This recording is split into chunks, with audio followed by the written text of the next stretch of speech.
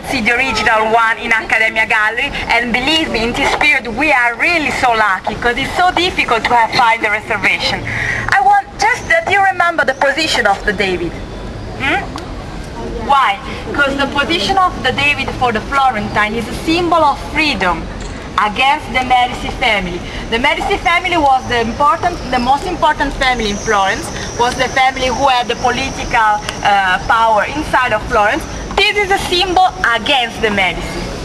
When the Medici were thrown away from Florence, they came back, they could destroy the David. Why not? It's a symbol against our family. We don't want a David. They were clever. They decided to leave the David in this position, and they pay for another statue. Hercules. Do you know Hercules, the Greek hero? Oh, it's Hercules. Hercules, who put down the freedom of the Florentine. So, in front of you, the power of the Medici family. On the other side, the David, the power of the freedom. I wanted, you just remember this, and then I will tell you everything inside of Accademia Gallery. I don't want to speak in front of a copy. Okay. Okay, let's go then. In a city like Florence, Cosimo I, the man that you can see on the horse there, can you see Cosimo I? He was the first Duke of Florence. He was the first one who said, okay, why don't we live inside of Palazzo Vecchio? He had an important city, Livorno. Livorno is so important still today because it's the only city in the sea, in the Tuscany. So until today it's so important, for example, for the cruise. So he wants to say, everybody, I am Livorno, I'm the new god of the sea. Okay, here if you ask to someone where is Neptune, nobody will answer you. Why? Because the Florentine were Almanati. Almanati was the artist. When Almanati finished, they didn't like it. And they sing a song. Ammannato, ammannato, quanto marmo hai sprecato. In English, ammannato, ammannato, how much marble have you wasted? So here the Florentine never call it Nettuno, but they call it Biancone, the big white one, a big block of marble wasted. I think that is not bad. I'll buy it. Don't you think? I want to try if they are able to do something so. I think no.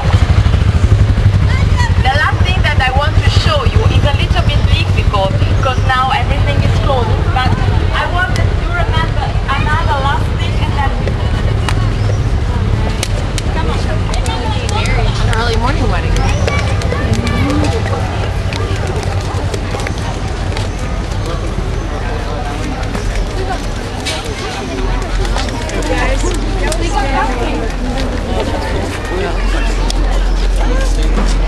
Okay, in front of you we have Loggia dei Lanzi. Loggia dei Lanzi was a place at first for the soldiers of Cosimo I. Now it's another museum. The thing that I want that you remember is this statue, the first one to the left, sorry, to the right. This one, can you see the woman and two men? I want that you remember this. Why? The artist was a French, Jean de Boulogne. But for the Florentine, Jean de Boulogne was too difficult. And so we call it simply Gian Bologna, in an Italian way. I want that you remember this, because when we will be in Accademia Gallery, we'll find the plaster model. And this is so important, because every artist normally made the plaster model. Every artist. Because it was easy, soft, and then the assistant made the original one in marble. Everyone, not Michelangelo. Michelangelo was the only one in all the history who worked directly on the marble, without plaster model. So remember this. Are you ready? Let's go.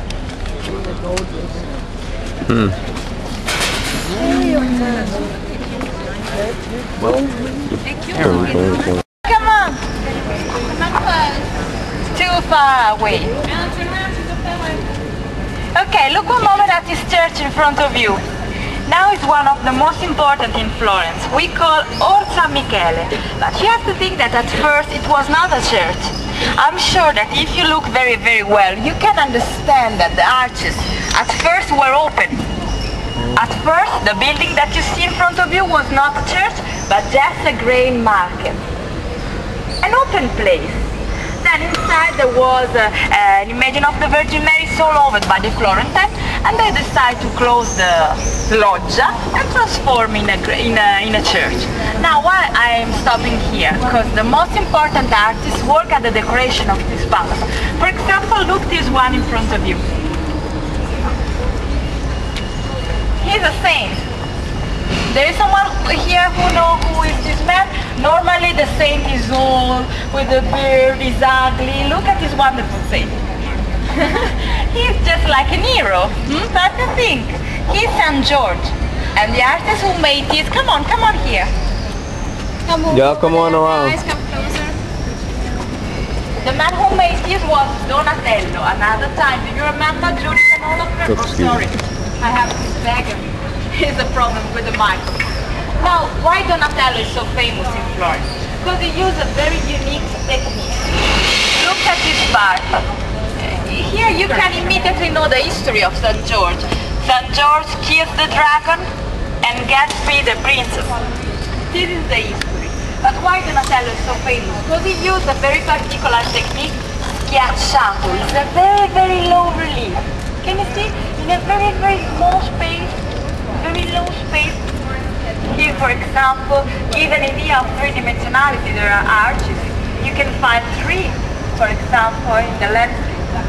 And it's incredible. Nobody else is able to do something so. Even Michelangelo was not able to do something so. So remember, St. George. Let's go. All right. Come on. Really happy. Oh, that's not very nice. Really?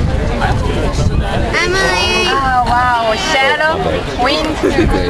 What do you want more?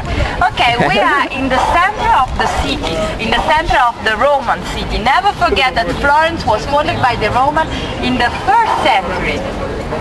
So if you look at the map of Florence, especially in this place, we are Piazza della Repubblica, you find that the streets are so regular, like a cross. Why? Just because Florence at first was a military camp, nothing else. So simply, useful, a military camp, nothing else. And if you look at the map now, you can recognize it. This pillar was the perfect middle of the Roman city. Now you have to know another thing about Florence. Do you know that the capital of Italy is Rome, of course? But before Rome, Florence was capital of Italy for 5 years. From 1865 to 1870. And so, of course, a new capital needs a new square. Here you have to imagine the Jewish quarter, the ghetto, full of towers. In 1865, they destroyed everything and they made a new square. And you can read in Italian, the old center of the city, after a century of dirty life, has a new breath, has a new life. 1865. Now why is so famous this square? Maybe after lunch, I'm not sure, but if you will have free time, it's so famous for the coffee. Chili. The best coffee in the world. Without doubt. I'm sure 10%. But coffee. Wonderful for ricotta cakes. Believe me, the best that you can find in the city. They are the ones, le giubbe rosse, on the other side of the square. It was the bar of the artists in the past. So if you want to stop there, you need a book. You have to spend your time, like in Italian we say intellettuale. Okay, you cannot go fast and take a coffee. You have to spend all your time there. Another advice for you. This is one of my favorites. It's just a shop, La Rinascente, but on the top floor there is a wonderful bar with an incredible view of the city. It's just a shop, but at the top is wonderful. Okay, I think that I will give you some free time. Now we stop at first in front of the cathedral, and then maybe you have time to stop one moment here. I know, I saw that too. Orlando took a picture of it. Hey, that's